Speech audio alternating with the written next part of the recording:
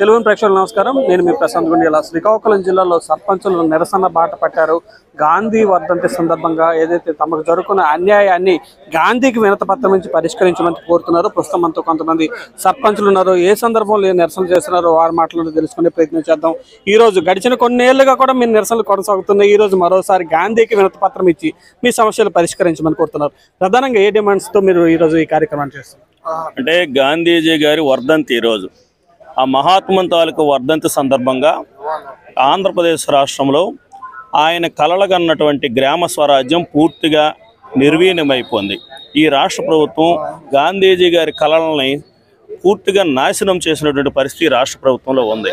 ఎందుకంటే రాజ్యాంగబద్ధంగా రాజ్యాంగంలో 73, 74 రాజ్యాంగ సవరణలో ఆర్టికల్ 243G 11 అంశంలో 29 అధికారాలని గ్రామ పంచాయతీలకి స్థానిక సంస్థలకి కట్టబడినట్లు రాజ్యాంగపరంగా ఉన్నాయి. ఆ రాజ్యాంగ హక్కుల్ని కాలరాస్తూ మాకు వచ్చినటువంటి నిధులు, విధులు, హక్కులు, గ్రామీణ వాతావరణం, గ్రామీణంలో మౌలిక వసతులు కల్పించాలి, గ్రామాల్లో పారిశుధ్య లోపాలను సరిదిద్దాలి, వీధి దీపాలు వేయాలి, అలాగే తాగునీటి కుళాయిలు ఏర్పాటు చేయాలి. ఇలా ప్రజలకు కావలసినటువంటి మౌలిక వసతులు గాంధీజీ గారి కలలుగన్నటువంటి గ్రామ స్వరాజ్యంలో భారతదేశానికి పల్లెలే పట్టుకొమ్మలన్నటువంటి నినాదంతో ఈరోజు ఆంధ్రప్రదేశ్ రాష్ట్రంలో ముందుకు సాగుతుంటే సర్పంచులు, స్థానిక సంస్థల తాలూకా విధులు, నిధుల్ని రాష్ట్ర ప్రభుత్వం పూర్తిగా లాగేసుకుంది. దాంతోపాటు కేంద్ర ప్రభుత్వం ఇస్తున్నటువంటి నిధులు 8,660 కోట్ల రూపాయలని అర్ధాంతరంగా గ్రామ పంచాయతీల్లో ఎవరికీ తెలియకుండా, సర్పంచ్కి కూడా తెలియకుండా ఆ నిధుల్ని ఈరోజు దొంగతనంగా లాగేసుకున్నటువంటి పరిస్థితి ఉంది. దానికి సంబంధించి అనేక నిరసన కార్యక్రమాలు ఈరోజు ఆంధ్రప్రదేశ్ పంచాయతీరాజ్ ఛాంబర్ అధ్యక్షుడు వైవీబీ రాజేంద్ర ప్రసాద్, అలాగే ఆంధ్రప్రదేశ్ సర్పంచుల సంఘం అధ్యక్షురాలైనటువంటి వానపల్లి లక్ష్మీ ముత్యాలరావు గారి ఆధ్వర్యంలో అన్ని జిల్లాలకు సంబంధించి కూడా అనేక నిరసన కార్యక్రమాలు చేపట్టాం. ఢిల్లీ కూడా వెళ్ళాం. అయినప్పటికీ కూడా వారికి బుద్ధి రాలేదు. మా నిధులను మాకు వెనక్కి ఇవ్వలేదు. కనుక ఈరోజు గాంధీజీ గారి వర్ధంతి సందర్భంగా ఆయన్ని మేము వేడుకుంటున్నాం. మాకు మహాప్రభు మీ ఆత్మ జగన్మోహన్ రెడ్డి గారిలో ప్రవేశించి మా నిధుల్ని మాకు ఇచ్చేటట్లు చేసి మీరు కలలుగన్నటువంటి గ్రామ స్వరాజ్య స్థాపన కోసం మీ వంతు ప్రయత్నం మీరు చేయండి అని చెప్పి ఈరోజు నిరసన కార్యక్రమాన్ని ఇక్కడ చేపట్టామండి. శంకర్ గారు, మీరు చెప్పండి, సర్పంచ్గా ఎన్నికైన 2వ రోజు నుంచే మీలో ఒక రకమైన ఏదైతే రాష్ట్ర వ్యాప్తంగా కూడా ఈ రకమైన ఇబ్బందులు ఉన్నాయని చెప్పి సర్పంచులు గలమెత్తున్న పరిస్థితి, ఇన్ని సంవత్సరాలుగా కార్యక్రమాలు చేస్తున్న రాష్ట్ర ప్రభుత్వం ఎటువైపుగా కూడా స్పందించలేని పరిస్థితి, భవిష్యత్తులో మీ కార్యాచరణ ఏ విధంగా ఉండబోతుంది? మా కార్యాచరణ ఈరోజు ఈ నిరసన కార్యక్రమం చేపట్టిన తర్వాత రేపు రాష్ట్ర వ్యాప్తంగా మేము విజయవాడలో మరొకసారి నిరసన చేస్తూ, అలాగే అసెంబ్లీ ముట్టడికి కూడా మేము వెనుకాడం. రేపు తాడేపల్లిలో ఉన్న ఆ ముఖ్యమంత్రి ప్యాలెస్ ఏదో ఉందో ఆయన ప్యాలెస్ను కూడా మేము ముట్టడిస్తాం. దానిపైన కూడా ముట్టడించడానికి మా యొక్క హక్కుల్ని, మా యొక్క నిధులు, విధుల్ని మేము సాధించుకోవడానికి చేస్తాం. మా డిమాండ్లు ఏవైతుందో మాకు ముఖ్యంగా మా యొక్క నిధులు, విధుల్ని, అలాగే 14-15 ఆర్థిక సంఘం నుండి 8,660 కోట్లని నువ్వు అర్ధాంతరంగా రాత్రికి రాత్రి దొంగిలించావు. మా నిధులు మాకు ఇవ్వాలి.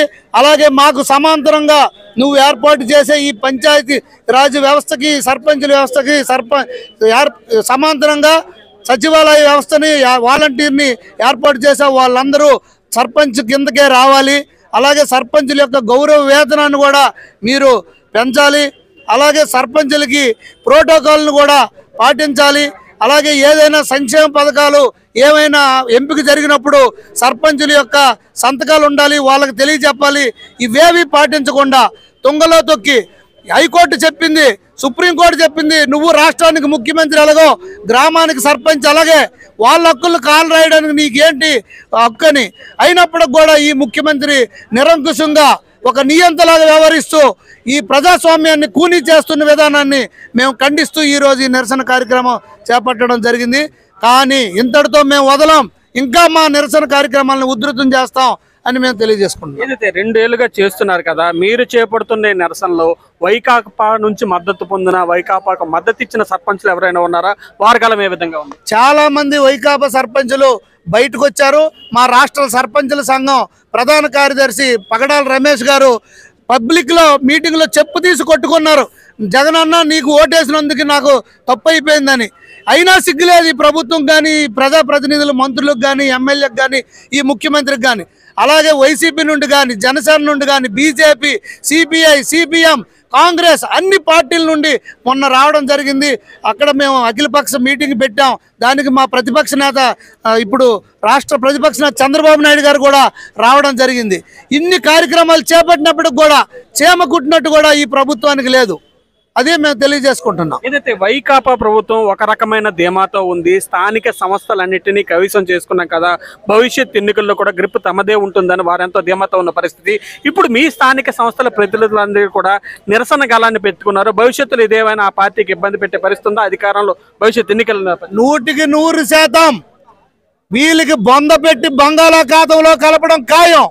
85% సర్పంచులు వైసీపీ నుండి ఎన్నిక జరిగినప్పటికి కూడా ఈ ముఖ్యమంత్రికి ఏమిటి వింత పరిస్థితి, నియంతలాగా ఆయన ఈ సునకానందం పొందుతున్నాడో మాకు అర్థం కావట్లే. ఎట్టి పరిస్థితిలో కూడా చాలామంది ప్రభుత్వం ఉంది, బయటకు రాలేక కొంతమంది ఉన్నారు. చాలామంది సర్పంచులు మాకంటే ఆక్రోశంగా ఎంతో బాధతో ఉన్నారు.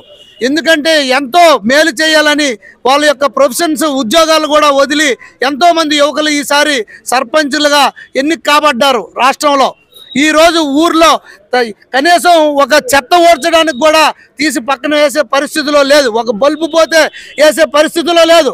ఈ సందర్భంగా సర్పంచులందరం కూడా మాకు ఎవరైతే రేపు స్పష్టమైన హామీ ఇచ్చి మా యొక్క నిధులు విధులు మా గౌరవానికి భంగం కలగకుండా సర్పంచుని వ్యవస్థని అలాగే స్థానిక సంస్థల వ్యవస్థని పంచాయతీరాజ్ వ్యవస్థని ఎవరైతే కాపాడుతారో వారికే మా సర్పంచుల మద్దతు కూడా ఉంటుంది.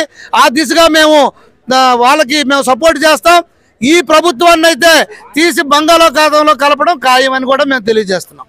ఏదైతే సర్పంచులు చెప్తున్నమాట తమ న్యాయపరమైన 16 డిమాండ్లను రాష్ట్ర ప్రభుత్వం గడిచిన కొన్నేళ్లుగా పూర్తిగా నిరంకుశ వైఖరితో తమను ఇబ్బంది పెట్టే పరిస్థితి నెలకొందని, ఈ నేపథ్యంలో దీని తాలూకు నష్టం కూడా భవిష్యత్తులో ఆ ప్రభుత్వంపై ఉంటుందని చెప్తున్నారు. ఇకనైనా తమ డిమాండ్లను పరిష్కరించకపోతే భవిష్యత్తులో మరింత స్థాయిలో నిరసనలు ఉధృతం చేస్తామని, ప్రస్తుతం రాష్ట్రంలో 85% పైగా సర్పంచులు ఇలాంటి ఇబ్బందులతో ఎదుర్కొంటూ ఒక వినూత్న పరిస్థితిని ఎదుర్కొంటున్నారు. భవిష్యత్తులో తప్పకుండా దీని ప్రభావం ఉంటుందని అయితే సర్పంచుల సంఘం చెప్తున్న పరిస్థితి ఉంది. శ్రీకాకుళం నుంచి ప్రశాంత్, తెలుగు.